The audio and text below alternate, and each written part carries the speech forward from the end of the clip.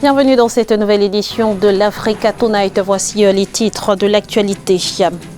Carton plein pour la majorité présidentielle aux élections communales du 17 mai au Bénin. Selon les résultats provisoires annoncés ce jeudi par la commission électorale, l'Union progressiste et le bloc républicain ont raflé 77% des sièges en jeu. Comment alléger les dettes internationales des pays africains? Le président sénégalais Macky Sall propose la mise en place d'un véhicule spécial d'investissement qui pourrait recevoir la garantie des pays partenaires.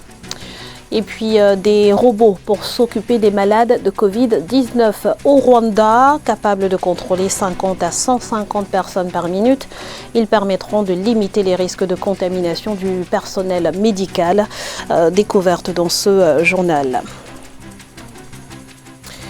Mais tout d'abord, après le vote, place au dépouillement au Burundi.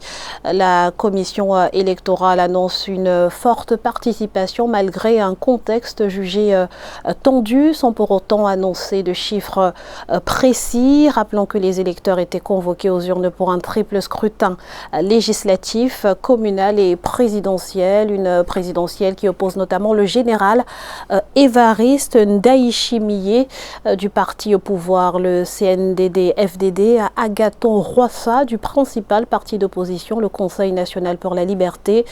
Ce dernier a d'ailleurs dénoncé ce jeudi des fraudes massives ainsi que des pressions exercées sur ses militants et sur les électeurs. La publication des résultats est prévue en début de semaine prochaine. Au Bénin, en revanche, les urnes ont d'ores et déjà rendu leur verdict. Selon les résultats provisoires des élections communales proclamés ce jeudi par la commission électorale, les deux partis politiques soutenant le président Patrice Talon ont obtenu 1555 sièges sur 1815. La force courie pour un Bénin nouveau. L'ex-parti de l'ancien président Thomas Boni-Yayi en a récolté 260. Vu d'ensemble, seuls 3 partis politiques ont recueilli plus de 10% des suffrages exprimés. On fait le point tout de suite dans ce reportage de Lefty Ounou, notre correspondant au Bénin. Au Bénin, le verdict des élections communales et municipales du 17 mai 2020 a été proclamé par la Commission électorale nationale autonome Sénat jeudi 21 mai 2020 à Cotonou. Sur les 5 partis politiques en lice dans le cadre de ce scrutin, seuls 3, notamment l'UP et BR, tous 2 blocs politiques épaulés par le président Patrice Talon et les forces courues Point Bénin émergent FCBE, ont recueilli plus de 10% des suffrages exprimés. L'Union progressiste UP est arrivée en tête du classement avec 39,97%, suivi du bloc républicain avec 37,38% et les FCBE ont 14,98% des voix. Union progressiste, 994 602 voix. BR, 930 247 voix. FCBE, 372 818. 2 partis politiques en lice ont été non éligibles pour l'attribution des sièges. Il s'agit du Parti du Renouveau démocratique PRD, présidé par l'ex-président de l'Assemblée nationale, Maître Adrien Humbedji, et l'UDBN de l'ex-députée Claudine Afiavi Prudencio. PR, 735 sièges. Pour les FCBE, nombre de sièges, 260. Pour l'UP, 820 sièges.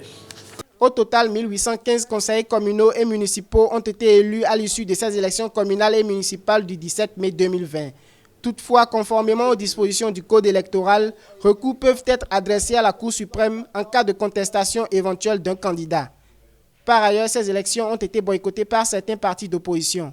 Quant au parti FCBE, sa position demeure confuse depuis l'obtention de son récépissé définitif. Nouveau rebondissement dans l'affaire de la gestion des fonds du programme des 100 jours en République démocratique du Congo. L'Assemblée nationale a levé ce mercredi l'immunité parlementaire de John Ntumba, ministre de la formation professionnelle, accusé de détournement de deniers publics. Une décision qui ouvre la voie à des poursuites judiciaires contre ce dernier qui, selon le parquet général, aurait perçu plus de 1,3 million de dollars destinés au comité de suivi du dit programme. Notons que John Ntumba est membre de l'Union pour la nation congolaise, le parti de Vital Kamerhe, directeur de cabinet de la présidence, lui aussi poursuivi pour détournement de fonds. Comment faire face aux défis post-Covid? Eh bien, la question était au cœur de la table ronde virtuelle organisée par le New York Forum Institute le 19 mai. Les chefs d'État africains qui ont pris part ont plaidé pour la mise en place d'une nouvelle gouvernance mondiale. Intervenant sur la question de l'annulation de la dette africaine, le président sénégalais Macky Sall propose des mécanismes plus souples. Explication avec Amenedi. Intervenant à l'occasion de la table ronde du New York Forum Institute le 19 mai 2020, le président sénégalais Macky Sall a estimé que le moratoire sur le remboursement des dettes proposé par le G20 à l'Afrique était positif, mais insuffisant au regard des capacités de mobilisation de ressources dont les pays ont fait preuve. En attente d'une réponse globale, un élan de solidarité s'impose, surtout face à la pandémie du Covid-19. Malgré les financements très importants qui sont consolidés quotidiennement dans les bourses, les transactions qui se chiffrent en trillions de dollars par jour, l'humanité n'a pas été capable, de développer une solidarité entre les pays. Malgré les appels et malgré, en fait, le comportement de l'Afrique, sans moyens importants, l'Afrique a pu quand même être résiliente. Relevant l'injustice du système économique actuel dans le monde, ressorti dans la gestion de la crise sanitaire, les pays africains travaillent sur une solution innovante qui leur permettrait d'alléger leurs dettes internationales privées tout en permettant à leurs créanciers d'être remboursés. Malgré les efforts au départ, tout à fait louables du G20, d'aller vers un moratoire sur la dette bilatérale, évidemment c'était un pas, mais un pas insuffisant par rapport aux conséquences économiques et sociales de la pandémie. Aujourd'hui, vous avez des pays qui ont les capacités de dire nous levons 1 000 milliards de dollars, nous levons 2 000 milliards de dollars.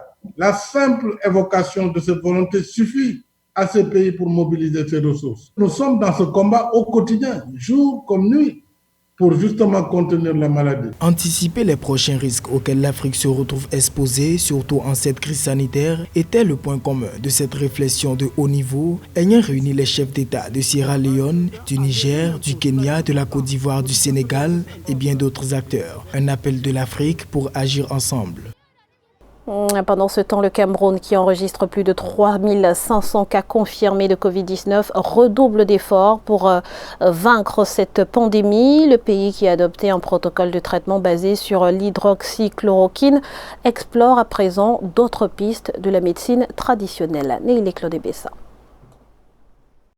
La crise sanitaire de coronavirus continue de gagner du terrain au Cameroun. Au moment où le pays célèbre sa 48e édition de la fête nationale, le dernier décompte fait état de plus de 3500 cas pour 140 décès. Une situation qui a poussé le président Paul Biya à constater que malgré les mesures prises, le nombre de personnes infectées augmente de jour en jour.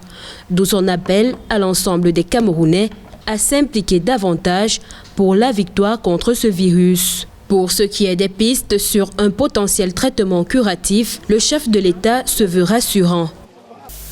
Le gouvernement est pleinement conscient de la gravité de la situation et est prêt à prendre toutes les mesures nécessaires. Déjà, je peux affirmer ceci. Dès qu'un traitement sera disponible, le nécessaire sera fait pour le mettre à la disposition de nos concitoyens. Avant cela, le port du masque dans l'espace public restera obligatoire jusqu'à nouvel ordre. À cet effet, l'industrie locale doit continuer à s'investir dans la fabrication des masques et des gels hydroalcooliques, dans le strict respect des normes prescrites par le gouvernement et l'OMS. Pour faire face à la Covid-19, le Cameroun s'est également tourné vers la médecine traditionnelle. Après avoir validé le traitement à la chloroquine, toujours très contesté par de nombreux médecins, le ministère de la Santé examine actuellement les traitements proposés au Cameroun et à Madagascar. Il s'agit notamment de la solution proposée par Monseigneur Samuel Cléda, archevêque métropolitain de la ville de Douala, et du Covid Organics, des concentrés faits à base de plantes naturelles. Devant l'épreuve, notre système de santé devra se montrer encore plus efficace. Les autres pathologies qui affectent tout autant les Camerounais ne doivent pas être négligées. Il doit en être de même du programme habituel de vaccination. C'est pourquoi des centres spécialisés de prise en charge des malades du Covid-19 ont été aménagés à Yaoundé et à Douala. D'autres sont en voie de l'être dans les chefs-lieux de région et de département. Dans la lutte contre cette pandémie, le chef de l'État a salué les efforts déployés par le personnel de santé et les a encouragés à demeurer sur cette voie. Pour l'heure, les autorités sanitaires et gouvernementales exhortent les populations au strict respect des mesures barrières et appellent les uns et les autres à plus de responsabilités. Et à l'impact sanitaire s'ajoute l'impact économique et social. Les consommateurs ivoiriens se plaignent de la hausse des prix sur le marché depuis le début de l'épidémie de coronavirus. Direction le petit village de Séguier, dans le département d'Agboville, où le panier de la ménagère est reparti à la hausse. C'est un reportage signé Olivier Conan, notre correspondant en Côte d'Ivoire. La crise sanitaire de la pandémie du coronavirus a un impact négatif sur les marchés de certains villages en Côte d'Ivoire. À Séguier, un village de la sous-préfecture d'Atobrou, dans le département d'Agboville, les commerçantes ont des difficultés pour s'approvisionner et en plus, les affaires ne marchent plus comme à l'accoutumée. Les gens ne sortent pas, il y a beaucoup de gens qui sont partis au campement, rien ne marche. On souhaite que la maladie finisse, que le gouvernement trouve un remède pour pouvoir enlever cette maladie pour que tout marche. Avant, les commerçants quittaient dans les villes pour venir vendre ici. Ils amenaient du poisson, de la viande, mais aujourd'hui, tout a freiné compte tenu de la situation. Puis on ne peut pas évacuer les marchandises pour que les marchandises aussi viennent ici. De leur côté, les clientes se plaignent de la hausse des prix pratiqués par les vendeuses depuis la survenue de la pandémie. Avant, les trucs étaient moins chers par rapport à maintenant. Maintenant, le marché est devenu très coûteux. Les trucs, piments, le gombo, qu'on achetait auparavant à 25, maintenant on trouve que c'est à 100 francs. Si au moins il y avait que c'était 100 francs, on peut acheter, mais on ne trouve plus sur le marché. Les bananes même on n'en trouve plus. Donc c'est vraiment difficile. Manioc aussi, c'est pas bon. Tu achètes pour 500 €, tu finis d'épiler les photos de 100 francs. A noter que le gouvernement ivoirien a prévu 50 milliards de francs CFA dans son plan de riposte à la pandémie de 1700 milliards de francs CFA pour soutenir les actrices du secteur du vivrier afin d'approvisionner les marchés et assurer la sécurité alimentaire du pays. Cette crise sanitaire a donné un sérieux coup d'accélérateur au domaine de la recherche et de l'innovation. Pour limiter les risques de contamination du personnel médical, le Rwanda vient d'introduire des robots qui aident au dépistage, à la livraison de nourriture, de médicaments et qui auront la capacité de relier un médecin et un patient par vidéoconférence. Découverte avec Nathalie Mo. Des robots renforcent la lutte du Rwanda contre la Covid-19. Depuis le 19 mai 2020, le ministère rwandais de la Santé a annoncé que le pays allait utiliser 5 robots de haute technologie dans ses centres de traitement. L'utilisation de robots dans la lutte contre la Covid-19 aidera les médecins et les infirmiers à réduire le contact avec les patients et à minimiser les risques d'infection par ce virus mortel. En raison de leur capacité, ils amélioreront l'efficience et l'efficacité des agents de santé dans la lutte contre la Covid-19 dans notre pays.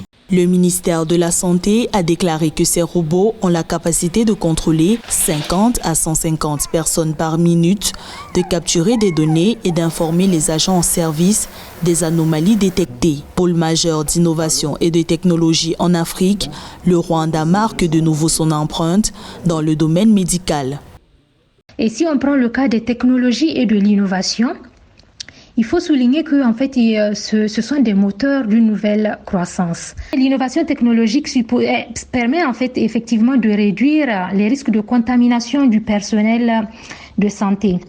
Force est de constater justement que c'est vraiment surtout le personnel soignant qui est le plus affecté parce que ce sont des gens qui sont en contact de patients. L'introduction de robots dans la lutte contre la Covid-19 est le résultat d'efforts conjoints du ministère rwandais des TIC et de l'innovation et du programme des Nations Unies pour le développement. Le pays a déjà réalisé plus de 52 300 tests sur sa population estimée à 12 millions de personnes. Ce journal a été réalisé par l'ensemble de la rédaction. Nous vous remercions pour votre fidélité. Restez sur Africa 24, l'information continue.